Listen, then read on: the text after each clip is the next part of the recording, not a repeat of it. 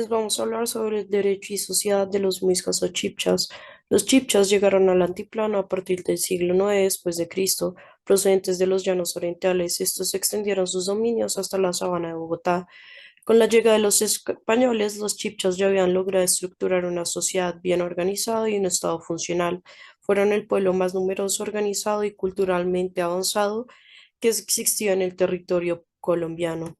La comunidad de los chipchas no solamente era un conjunto de personas sometidas a leyes comunes, sino un grupo social unido por vínculos. Esto integraba a cada uno entre todos, era como una fusión. En la comunidad chipcha, todos los elementos que la integraban, hombres, animales, tierras, bosques, actuaban en un plano de igualdad. En este caso, la tierra, los bosques, las aguas, los yacimientos minerales no eran bienes apropiables por nadie en particular, eran elementos al servicio de todos. La no existencia de propiedad privada de la tierra y de los recursos naturales entre los chipchas determinó que no se diera acumulación de riquezas. La costumbre de ellos era deshacerse de los bienes que producían y que no les eran indispensables mediante el trueque por otros bienes que sí necesitaban.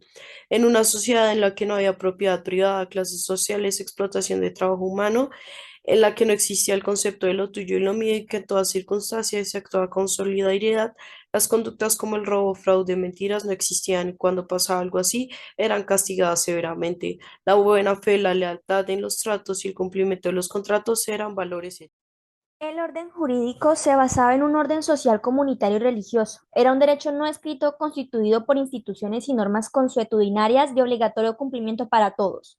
Su ordenamiento jurídico se caracterizó por la comunidad era el fundamento de las instituciones jurídicas. Los titulares de derecho no eran solo las personas, sino las comunidades. Consideraron su orden de origen divino, las normas religiosas y éticas eran también jurídicas y atentar contra esas era una amenaza contra el equilibrio y despertaba la ira de los dioses. Las fuentes del derecho fueron cuatro. Primero, la sociedad. Sus costumbres, tradiciones, maneras de pensar y actuar fueron adoptándose como normas jurídicas dispuestas por dioses. Los grandes legisladores, que fueron tres: Bochica, dios civilizador y maestro que enseñó la sabiduría y el respeto a las leyes y estableció la jerarquía sacerdotal. Nonpanén recogió y formuló como normas jurídicas las enseñanzas de Bochica y puso sentencias que eran penales, que eran los castigos. Y Nemequén lo que hizo fue codificar el derecho en el Código de Nemequene, tipificó los delitos y estableció las penas correspondientes, lo que organizó instituciones políticas y consolidó el Estado. Las leyes de los gobernantes eran transmitidas oralmente por su ordenamiento jurídico. La actividad legislativa se restringía a los parámetros de las costumbres. Los jueces eran los principales funcionarios locales, eran los usaques y los tibbas. Aplicaban el derecho en casos particulares o en modalidades nuevas y fijaban y aclaraban su interpretación siempre declarando costumbre. Jurisdictio. Cada una de las regiones en que se dividía su territorio tenía su ordenamiento jurídico con pequeños cambios, ya que su estructura, base y orientación era común para todos. Ahora vamos a hablar de las instituciones jurídicos sociales, teniendo en cuenta que el individuo es el protagonista en la vida social y que el orden social comunitario está impregnado de lo ético y lo religioso, haciendo referencia a la conexión tan profunda que tenían con los dioses ancestrales.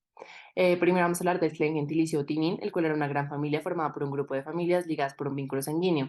Tenían todos un descendiente en común y por ende se determinaban los unos a los otros como hermanos comunes dentro del Tinín. Compartían tierra, religión y un idioma común.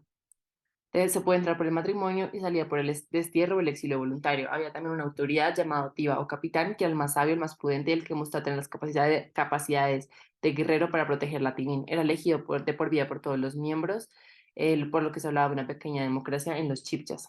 Tenemos a la familia, que fue la primera unidad de organización chipcha, era formada mediante el matrimonio, fue la primera unidad de producción económica, ya que cada familia que pertenecía a la Tinín tenía una porción de tierra en la que podía subsistir y producir. Después tenemos la ceremonia del matrimonio, la cual era obligatoria para que se pudiera seguir con la descendencia y alargar la tinín. Pertenecer a tinines diferentes era uno de los requisitos, ya que en cada tinín pues, se consideraban hermanos y era prohibido ese casamiento entre hermanos. Los hombres debían tener más de 16 años y las mujeres más de 13 años y haber pagado una dote acordada a la familia de la mujer. Esos son los estamentos sociales que determinaban como las jerarquías que había en la sociedad y las clases sociales, teniendo en cuenta que no había explotación entre unos y los otros, ya que pues había igualdad real de todos los miembros, libertad y confraternidad. Y por último, algunas cosas que compartían los chipches con los romanos era que la timina se asocia un poco con la patria potestad, en ambas existe un líder, pero se elige de manera diferente, creen en el matrimonio y la conexión con las dioses es esenciales para cada uno de ellos. Ahora vamos a hablar sobre las instituciones jurídico-económicas. El carácter económico alcanzó un alto grado de evolución y tuvo mucha incidencia en la vida social. Estas instituciones atendían las necesidades materiales de la sociedad y evitaron el hambre, la inseguridad y la desigualdad. La evolución cultural y jurídica del pueblo tuvo los siguientes pilares fundamentales. Las actividades económicas se movían dentro de un modo de producción colectivista y comunitario en los que cada trabajador realizaba una parte del trabajo social y recibía una participación equitativa en el producto. La relación del dominio entre el propietario y la tierra, como la que fue estructurada por el derecho romano, no fue conocida en la América indígena. Ellos consideraban que la naturaleza en general hacía parte de un orden cósmico. Sin embargo, existía la propiedad familiar e individual sobre la vivienda, las herramientas de trabajo, armas, vestidos, entre otros. Las guetas eran extensiones de tierra que el tivín le daba a cada nueva familia que se constituía para que ellos construyeran su vivienda, cultivaran un huerto y obtuvieran algunos productos para su alimentación. Los chibchas eran los únicos que poseían yacimientos de sal y la producían apta para el consumo humano en cantidades importantes. La producción de bienes y servicios tenía por finalidad la satisfacción de las necesidades básicas de la sociedad, que eran relativamente reducidas. Los chibchas adquirían derechos y obligaciones mediante contratos, y los más usados fueron los siguientes: el trueque, la moneda metálica, la compraventa y el crédito. La sucesión de bienes se dio de la siguiente manera.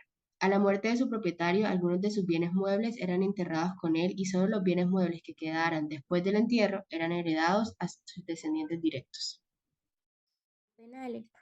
Históricamente, una de las primeras tareas de todo ordenamiento jurídico siempre ha sido la de establecer los delitos y sus respectivos juzgamientos y castigo, es decir, la de prohibir y castigar los actos de los miembros del grupo social que atenten contra la vida de los asociados o la supervivencia del grupo. Algo que debemos tener en cuenta es que en América Latina, el sistema jurídico de los pueblos indígenas tuvieron un concepto del delito vinculado a la religión, ya que por tradición todo era de manera teológica. Es por esto que el concepto teológico fue compartido desde el occidente hasta el siglo XVIII. Ellos le dan mucha importancia a los delitos contra la vida humana y la vida de los animales y las plantas. ¿Por qué? Porque ellos decían, los muiscas y chipchas, que los animales y las plantas tenían alma, sentían y comprendían. También en la imagen que podemos ver a la izquierda, en la parte superior, es la ley del talión, ya que ellos contra la vida humana tenían prácticamente la misma creencia al momento de vengar alguna muerte que le hayan causado a un miembro de su grupo o de su asociación. En la parte de abajo tenemos el uso indebido de andas e insignias, ya que muchas veces tenían normas estrictas cuya violación acarreaba severas sanciones penales. Es por esto que solamente los caciques y otros principales del poder podían portar las orejeras y las joyas en el cuello. En la parte inferior derecha tenemos la parte de las plantas, que como se indicó, las plantas sentían, comprendían y tenían alma. Animales como las ranas, las hijas de lagunas y alimentos ordinarios del sol eran sumamente importantes, al igual que las guacamayas, ya que servían de emisario ante. Sabemos que la primera forma de estado de los muiscas o chibchas se dio en Hunza y que su primer jefe fue Hunza elegido por todos sus caciques, quien logró mantener unificado el territorio hasta 60 o 70 años antes de la llegada de los españoles. La población y el territorio estaban determinados, existía una constitución política en el sentido material y sociológico. Esto lo situó en una posición privilegiada entre las sociedades indígenas de América precolombina, pues la mayor parte de ellas no tuvieron organización estatal. Esto hizo que asumieran su participación en él como un intercambio de derechos que se compensaban unos a otros. Para los muiscas o chibchas, el Estado era la manifestación suprema de la religión. Las amplias atribuciones del soberano, este y el Estado en general, estaban limitadas por las normas jurídicas, éticas y religiosas. Es así como podemos afirmar que el Estado estaba ajustado al derecho. Este Estado también tenía algunos elementos de carácter democráticos, como el voto, con el cual se determinaron algunos sistemas de provisión de altos funcionarios. El hecho de existir una especie de confederación entre los tres estados norteños, Hunza, Tundama y Iracá, en el cual cada uno de ellos manejaba autónomamente sus asuntos internos, pero los tres se acordaban y elevaban para el manejo de sus relaciones con otros estados y su defensa exterior en forma conjunta y bajo la dirección general del Saque de Hunza, representando así un alto nivel de desarrollo político e institucional. En cuanto a los límites del Estado, ya se ha dicho cómo el poder institucionalizado no era despótico ni arbitrario, sino sujeto al ordenamiento jurídico y social. El Estado podía crear el derecho, pero estaba sometido a sus normas. El sentido del derecho y de la moral profundamente centrados en los gobernantes. Lo mismo que en toda la sociedad constituía un límite prácticamente infranqueable del poder del Estado.